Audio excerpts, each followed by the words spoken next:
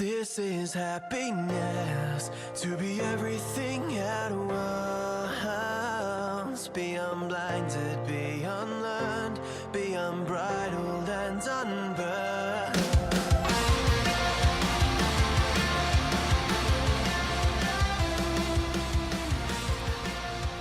Hey everyone, and welcome back to a brand new episode of Mood Prep. My name is Dave Nixon, and today we are going to work through silencing the monkey mind. And I suppose the first thing we should look at is like, what's the monkey mind? If you one of the best people to speak about this is actually Tim Ferriss. I know there's a lot of people that do speak about this, but if you actually jump on YouTube, or I think that's probably the best place to find it, just type in Tim Ferriss monkey mind, and he'll come up. He will talk about it a fair bit. I think he explains it very, very well. That's aside of that. I'm going to break down to you what the monkey mind is. Basically, your monkey mind is the continual chattering of just utter fluff that happens in your brain as you're going about your day. Now, it doesn't mean that all chatter is bullshit or fluff. What it means is it's like having a fucking extremely highly caffeinated, anxious person in your mind trying to predict your future all the fucking time, right? And it's just sitting there, blah, blah, blah, blah, blah, blah, blah, blah, off it goes. And so the issue with this is that it's not so much the monkey mind itself or the thoughts. It's our ability to not separate ourselves from those thoughts and just see it as it's chattering away rather than actually embodying it. And that's where a lot of people go wrong, is that they actually end up becoming it, right? So then I'd be like, well, I think this and then I think that. It's like, yeah. I know those thoughts come through, but you can't fucking control your thoughts, right? What you can do is deem which ones you believe to be true, and that can promote more of those thoughts, so to speak, in a really simple way. But as far as the chattering, it's like, hey, you're the observer. So as the observer, as the witness, you have an opportunity to be able to see these thoughts come through and pass, especially if they are about somebody else's judgment of you, or maybe a future thing that's going to happen, that will impact you, or what people might be thinking of you. All of this stuff you have no idea of. It's like, if you could imagine how many other people out there have potentially thought about what you're currently thinking of them when you're thinking about what other people are thinking of you, or they're thinking about what other people think of them. It's just like, it goes on and on and on and on. It's your ability to just realize that most of it is just not true. It's not happening, and being able to let that go. And when we can let that go and recognize that those thoughts aren't actually reality, that what that monkey mind is doing is just running because that's a framework that we did when we were younger, and that it's not serving us anymore, but it once used to serve us. And when we can separate ourselves from the thoughts and become the observer of the thoughts, the monkey mind starts to slow down. You stop giving it power. You stop giving it breath as being it. And you just see it and you acknowledge it. You can start to ask questions where those ideas came from, where those thoughts came from. You'll get answers from that. You can start asking questions to those answers, as in like, what did that serve?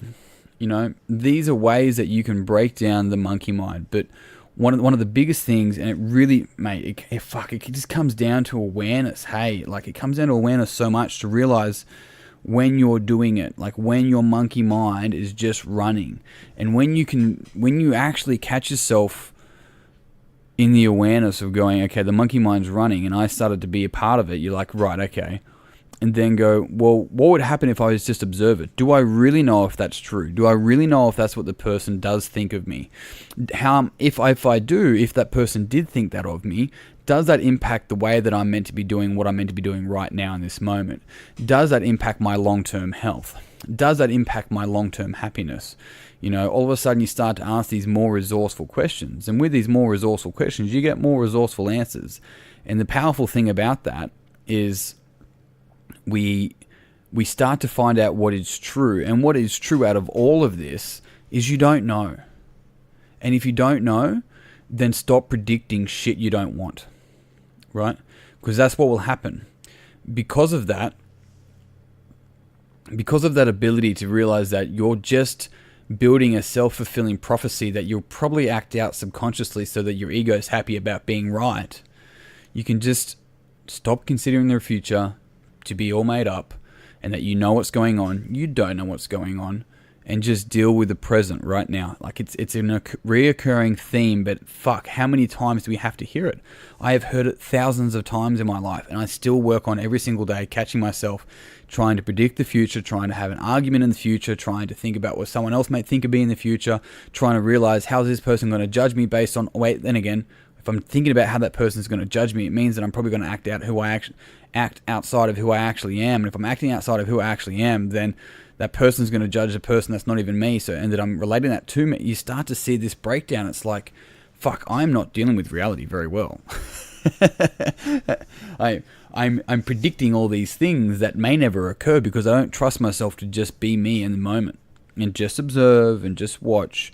And when we start to ask questions of where do these concerns come from, we start to get answers. And the more and more and more we do this, and I really highly encourage you to find someone to help you work through that. I think that that's been one of the most powerful things for me. It doesn't mean that, I have some sort of psych catch up every twice a week, so to speak. It means that I have a coach that's very well versed in this space that I might speak to once a month. In between those times, I'm able to work and excavate my own mind and work on all the things that I need to work on. It's like seeing a PT once every 3 or 4 weeks so they can check your technique, so to speak, and then you can go out and keep practice. And what that does, it allows you to build dependency on yourself to become independent and then later on interdependent, rather than this codependent of needing someone around you or needing a book, right? And I ran into this problem for a little while, and I think now I read more now that I don't have that problem, is that some book will have the secret for me. So on the other side of this book, when I finish this book, I'll somehow inherently have a secret of some sort and I'll be better, and whatever's wrong with me will be fixed.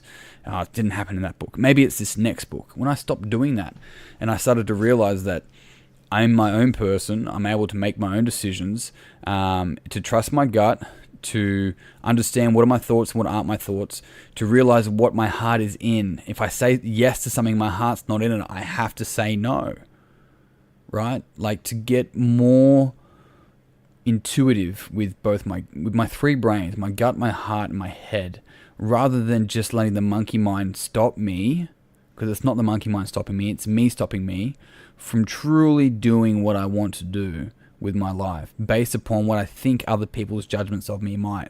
People that don't even fucking think about me, right? People that I don't even... Why? The question came down after a while. It's like, why do I want that person's validation? Because that's the most important thing. It's not that person usually. It's who that person represents for you. Does that person represent as your father? Does that person represent as an old boss? Does that person represent as the teacher that you could never fucking please? The only one teacher. You could get all fucking B's and A's for all the others, but that one teacher, is that who it is? And when I could do that, I realized that I was never trying to get this person's validation. I was stuck as a teenager or a child trying to get something that I had back then, that I didn't have back then, that I wanted. And that was powerful. And then I stopped seeing that person as that. I started to see them as who they were and realized that that was only my judgments based on something that happened many years ago. And seeing that allowed me to free myself in order to make the decisions that are going to make me happier long term. And I encourage you to ask the same questions. Team, I hope you enjoyed this podcast. As always, if you did, I'd love it if you jump on and share this podcast with a friend that you think would also enjoy this podcast. As I said yesterday, it's actually, I did both of these podcasts on a Sunday, so nothing's changed since yesterday's podcast. Sorry. But jump on Mood Prep Online. It's on Facebook. Search it. It's free until the end of this month, which we're in June at the moment. And then I'll let you know what's happening with that group afterwards. But some exciting stuff. I'm really looking forward to it. I also have some exciting guests on this week. I have 2 guests coming up that I'm looking forward to catching up with and speaking with. So if you jump in the group, you'll have an opportunity to ask my guests questions. And I'll for the end of this month, I'll have them be answering the questions in the podcasts. After that, I'll have 2 sound bites, and one will just go to the group anyway. But team, thank you very much for listening. I greatly appreciate it. As I mentioned yesterday, I got some exciting news this week, so please make sure you listen in. Otherwise, that's it. Until tomorrow, peace and pizza, kick today in the dick, and slay the dragon. I'll see you soon. To be everything at once, be unblinded, be unlearned, be unbridled and unburned.